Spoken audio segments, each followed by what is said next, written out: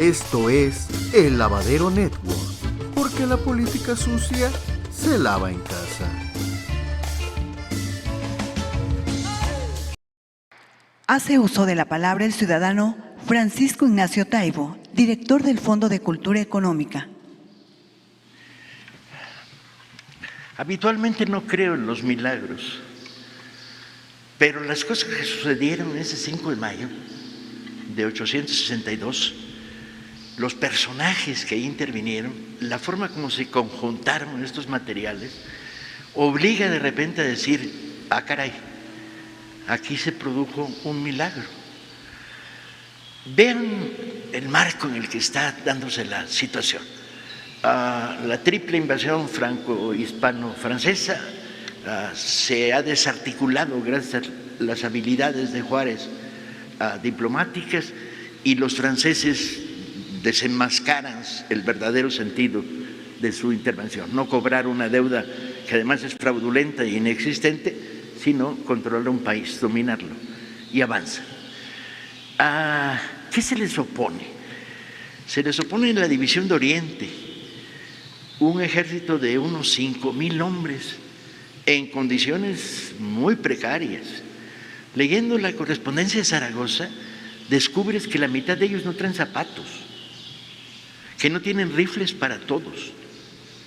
Hay algunos elementos de solidez en esta división de Oriente. Ven, están los compañeros de las brigadas de Zacatecas, de Querétaro, del Estado de México, y sobre todo están sus oficiales, porque los oficiales de la contraintervención vienen fogueados por la Guerra de Reforma, son además leídos y escribidos, son poetas, tinterillos, con formación política, son hombres de la Reforma.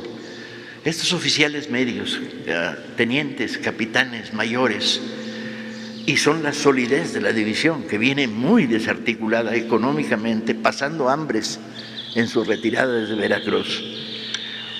Zaragoza trata de frenar a los franceses en Aculcingo sin lograrlo, primera derrota del ejército mexicano, y se repliega hacia Puebla intentando crear un bastión de defensa de la capital, de la Ciudad de México.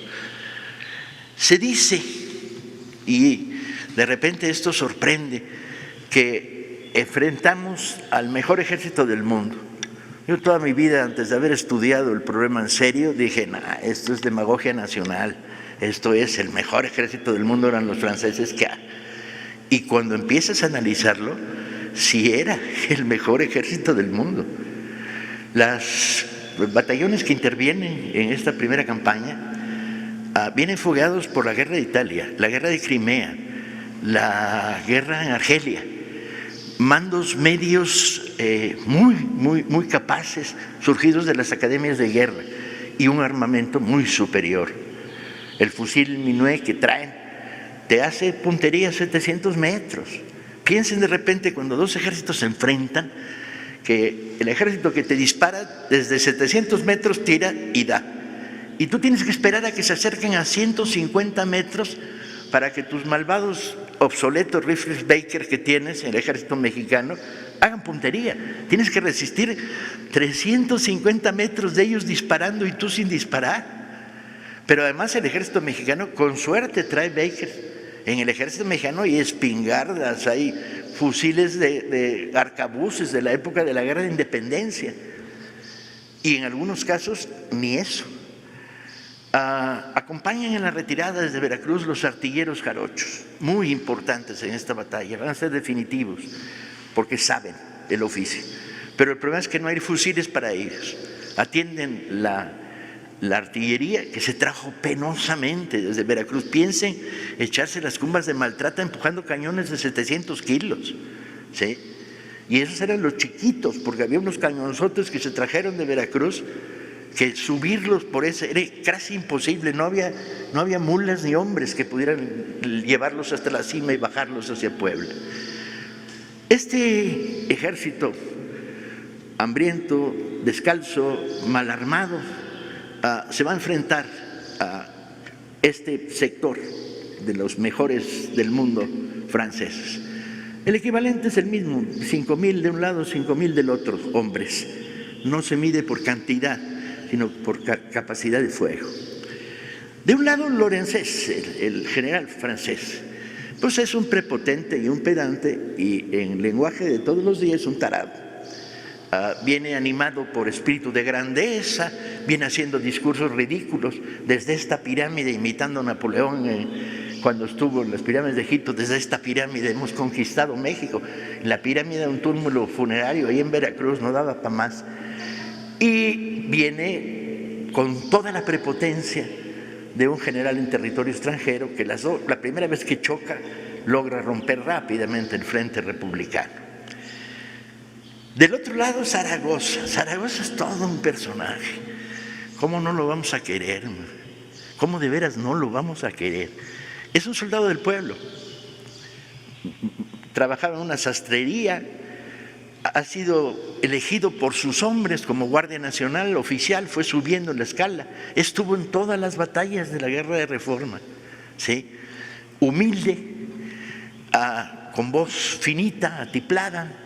No da para mucho para los discursos, lentecitos redondos de miope profundo, no da para mucho para ver de lejos, pero uniformado de una manera súper sencilla, con el paño azul del ejército mexicano, del que tiene uniforme, y un capote ahí viejo que carga sobre sí mismo, y una gorra de kepí, ¿sí? No usa camisa con entorchados, no tiene rangos, se niega a parecerse a lo que en el pasado eran los generales de la época previa. Se niega, quiere distanciarse. Él es ejército del pueblo y lo adora el ejército.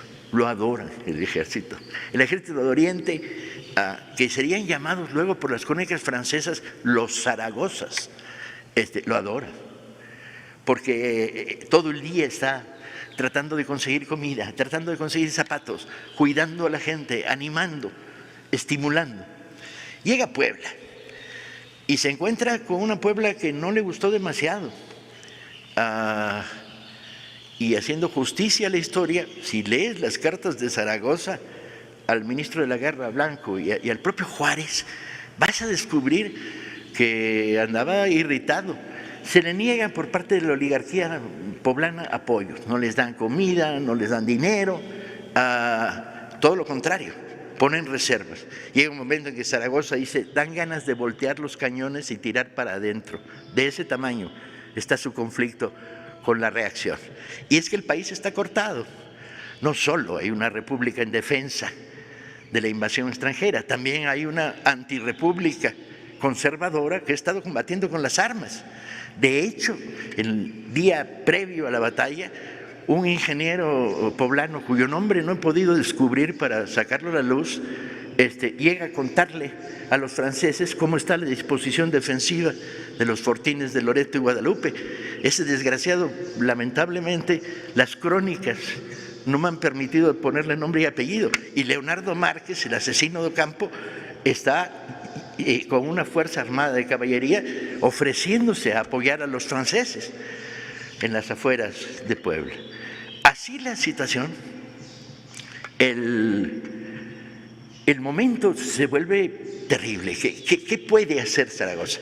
Los famosos fortines de Loreto y Guadalupe, que hoy conocemos gracias al Instituto de Antropología y a su preservación, no eran eso, eran 2 casamatas con una capillita y un pequeño muro de defensa mínimo.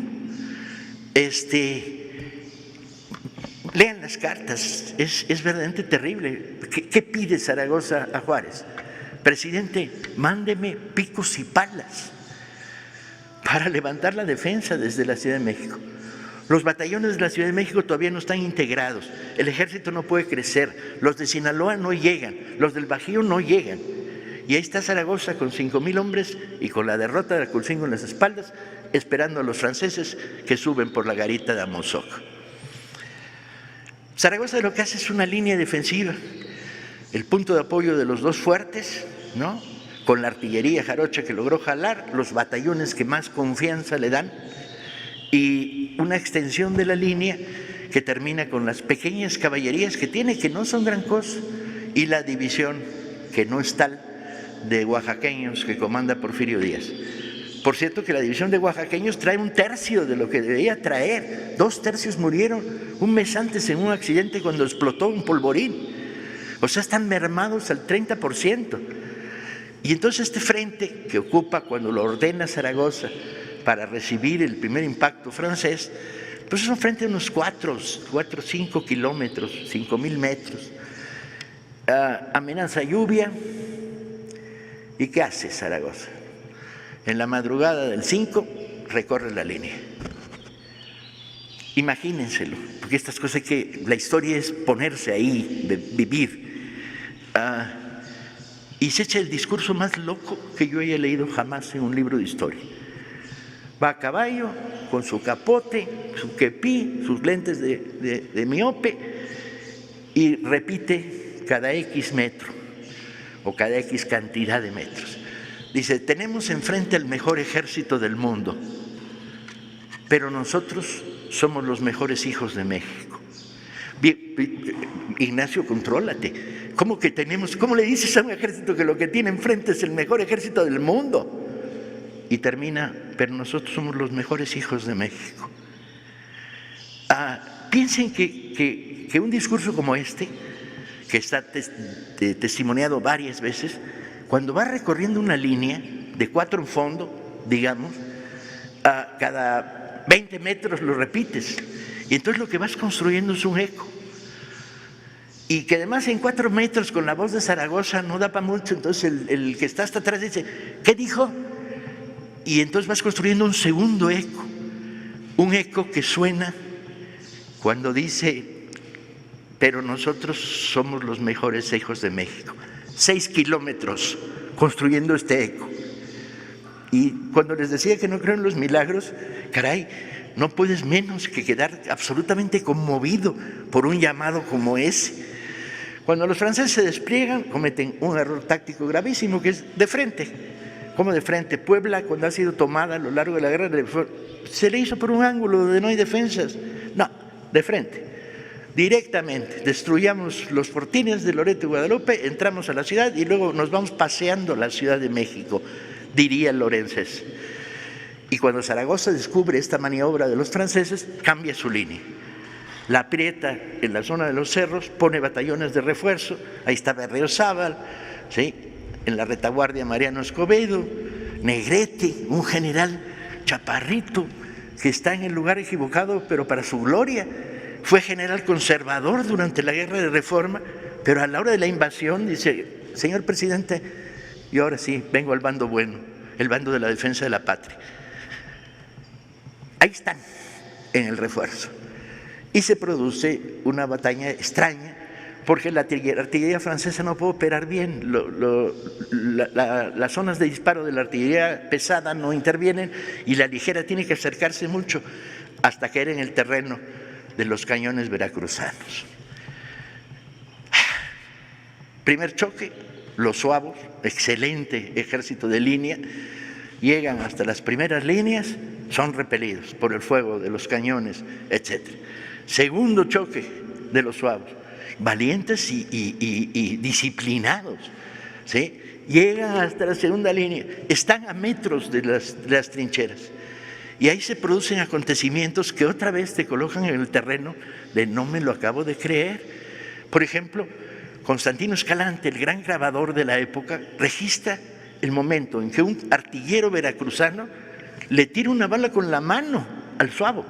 Y yo dije, no, esto es heroísmo de cartón, esto es propaganda. No, hay 4 registros de testigos que cuentan como el jarocho no le dio tiempo a meter la bala en el cañón y con la bala se defiende. Y le hizo pomada el morrión al francés. Artilleros que además están en una situación trágica, les quitaron los fusiles porque no había para todos, entonces ellos su cañón y ahí te ves. Y si llegan hasta la primera línea, con lo que tengas, ¿sí? Repelida la segunda carga, la tercera carga, y está a punto de triunfar. Y en esos momentos claves la artillería jarocha da de sí lo que da. en términos de como se cuentan las historias, firmes como el fierro, en la primera línea, los hombres de la División de Oriente, nada. Hay testimonios que cuentan como de repente los michoacanos flaquearon y algunos empezaron a correr y fueron los oficiales los que tiraron de pistola y dijeron el que retroceda lo mato, y en algunos casos dispararon contra los que huían para frenar una desbandada. Lo mismo pasa con el batallón del Estado de México, y aguantan, y aguantan. Y la tercera carga de los franceses se estrella contra las defensas de Loreto y Guadalupe. Y entonces Negrete se sube a la bardita, con lo cual ganó en estatura, y dice otro discurso de esos de no creérselo. Dice, y ahora en el nombre de Dios, primero nosotros. Es un discurso extrañísimo, ¿no? Pues en el nombre de Dios, primero nosotros, y baja. ¿Quiénes bajan con él? El sexto de Puebla, los serranos de Puebla, los que se llamarían Zacapuastlas, que no lo fueron, eran de Tetela de Ocampo, y machete en mano y descalzos en un terreno pedregoso se van sobre los suavos, y eso sí, produce la desbandada del ejército español que se ha replegado. Es el momento en que el ala de la caballería interviene y presiona, se avanzan las líneas y el ejército francés está derrotado y tiene que replegarse. Este es el país de las injusticias históricas. Durante años los mexicanos celebramos a los Zacapuastlas heroicos que ganaron la batalla del 5 de mayo. Bueno, descubrí el estadillo del sexto de Puebla. Hay un Zacapuastla, el resto son de Tetela de Ocampo y de la Sierra. Pero durante años, por este malentendido que causa la prensa en su época, no es el único momento en que la prensa causa malos entendidos, como ustedes bien pueden pensar, les atribuyen a los Zacapuastlas mérito y todos los años se les entrega $1 millón para que hagan una gran fiesta en el pueblo. Y los de Tetela, ahí están en el Archivo General de la Nación, mandan todos los años una carta diciendo, no fueron ellos, fuimos nosotros, ¿sí? Y a nosotros no nos toca nada. Ahí están los nombres de los de Tetela, de los serranos de Puebla, que remataron al ejército francés. ¿Zaragoza puede explotar la victoria? No. Calcula y dice, todavía no están derruidos, derrotados. Las bajas son enormes, pero hay números muy significativos que están escondidos en la historia. El ejército mexicano, cada baja que causó, le costó 300 proyectiles. Vean el nivel de ineficacia del armamento mexicano. 300 tiros para crear una baja enemiga. La distancia con los fusiles franceses, el hecho de que los franceses se repliegan con estructura napoleónica, haciendo cuadro para impedir que la caballería los desborde. Y Zaragoza decide no explotar la victoria. Y decide bien, porque era muy riesgoso. Sin embargo, se produce otro de los elementos del milagro del 5 de mayo, que es, ¿cómo se sabe esto? Zaragoza emite 3 partes de guerra conforme va produciéndose la batalla. Y estos partes de guerra entran en el telégrafo central de Puebla y viajan por telégrafo al Palacio de Comunicaciones de la Ciudad de México. Ahí Guillermo Prieto lo recibe, saca copia, le pone en la boca un mensajero, copia que viene corriendo para Palacio para informarle a Juárez del mensaje de Zaragoza. Pero antes que lo conozca el presidente, los mensajes de Zaragoza los conoce el pueblo, porque Prieto sale a la ventana del Palacio de Comunicaciones a contarle. Y así llega ese famoso mensaje de las armas nacionales se han cubierto de gloria. Yo no sé ustedes si están demasiado acostumbrados a los discursos y ya no se les conmueve nada, pero yo sí me conmuevo. Y he contado esta historia 50 veces. La conté en Tetela de Ocampo, la conté en Puebla con estudiantes, y me conmueve. Me conmueve porque es el triunfo del bien contra el mal, de la civilización contra la barbarie que representa la intromisión imperialista en nuestras vidas. Espero que cuando repiensen la batalla del 5 de mayo, la repiensen en toda su riqueza, toda su dimensión y todo el orgullo que a mí y que a todos ustedes nos produce. Muchas gracias.